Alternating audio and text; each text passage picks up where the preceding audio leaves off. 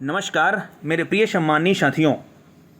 आज के न्यूज़पेपर में एक नई खबर आई है और इस खबर को देखते हुए अतिथि शिक्षकों पर फिर से एक बड़ी संकट आएगी। बहुत सारे अतिथि शिक्षक फिर से अपने अपने विद्यालय से लगभग बाहर होंगे।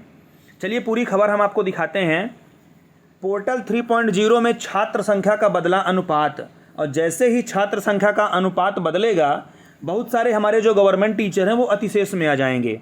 जब वो अतिशेष में आएंगे तो वो दूसरे विद्यालय जाएंगे तो वहाँ से जो अतिथि शिक्षक रहेंगे उनकी जगह पे वो बाहर हो जाएंगे। तो एक ये बड़ी समस्या है, हजारों शिक्षकों पर संकट है। चलिए पूरी खबर आपको हम दिखा रहे हैं। 1 लाख से अधिक शिक्षकों पर अतिशेष की तलवार, यानी लगभग 1 लाख से अधिक अगर शिक्षक हैं तो ये जहाँ जहाँ जाएंगे पूरे गेस्ट खाली होते चले जाएंगे। स्कूल शिक्षा विभाग के द्वारा लॉन्च किए गए नवीन पोर्टल 3.0 में टीचरों की परेशानी बढ़ गई है। इस सिस्टम में बच्चों के संख्या अनुपात में शिक्षकों की पदस्थापना में परिवर्तन किया गया है। इस प्रक्रिया में राज्य के करीब 1 लाख से अधिक शिक्षक प्रभावित हो रहे हैं। सबसे अधिक माध्यमिक शिक्षकों को नुकसान हो रहा है। ये तो आप देखेंगे कि जो माध्यमिक शिक्षक हैं उनमें विज्ञान के तो पूरे पद ही समाप्त हो गए अपने यहाँ DPI में, और लगभग ट्राइबल का भी यही हाल है। तो ठीक ऐसी पूरे दूसरे विषय में भी होगा। तो यहाँ पे जो माध्यमिक शिक्षक में गेस्ट होंगे उनको फिर यहाँ पे नुकसान होने वाला है ज़्यादातर अभी यहाँ के अनुसार। आगे देखते हैं। शिक्षकों का कहना है कि वर्तमान छात्र संख्या तथा विषयवार रिक्त पदों को अपडेट नहीं किया गया है। कुछ जिलों में तो ज़बरदस्ती अतिशेष बनाया गया, जबकि कुछ जिलों में गलत तरीके से शेष से नाम हटाया भी गया। यहाँ तक कि प्रथम नियुक्ति दिनांक तथा विद्यालय में उपस्थित दिनांक भी गलत अंकित होने से तथा वर्तमान पद संरचना भी RTE में निर्धारित विषयवार निर्धारण हुआ है। जो प्राथमिक शालाएं हैं 1 से 5 तक, उसमें छात्र संख्या 60 होने पर 2 शिक्षक हैं, 90 होने पर 3 टीचर हैं, 120 पर 4 शिक्षक हैं, जबकि 200 पर 5 शिक्षक रखे जा रहे हैं।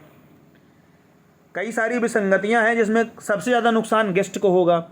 फिर आगे क्या कहा गया। माध्यमिक शालाओं में 35 छात्रों के लिए 3 शिक्षक, क्रम 1 गणित, क्रम 2 सामाजिक विज्ञान और 3 में भाषा है। 122 छात्र संख्या में 3 शिक्षक रखे जाएंगे।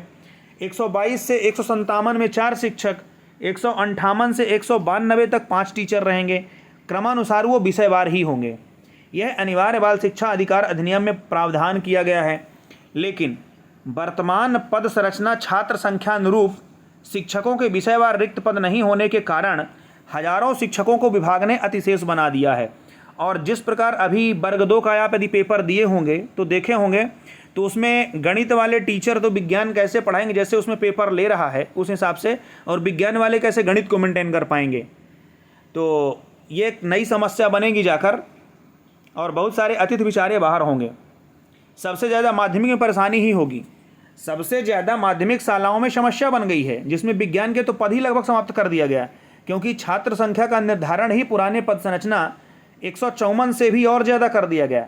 हिंदी जो मातृभाषा है उसको भी लगभग 200 छात्र संख्या मान से पद क्रिएट किए गए हैं। शिक्षकों के अनुसार RTE एक्ट अनुरूप सभी विषयों के समान पद हेतु उच्च न्यायालय में 50 याचिका लंबित हैं। अभी उनका निर्णय भी आना शेष है।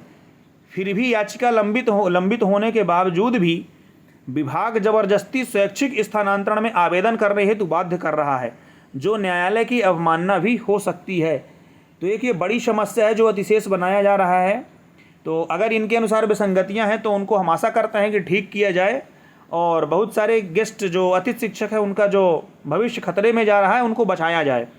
इनका क्या कहना है आप देखिए। यहाँ पे त्रुटिपूर्ण तरीके से शिक्षकों को अतिशेष किया जा रहा है।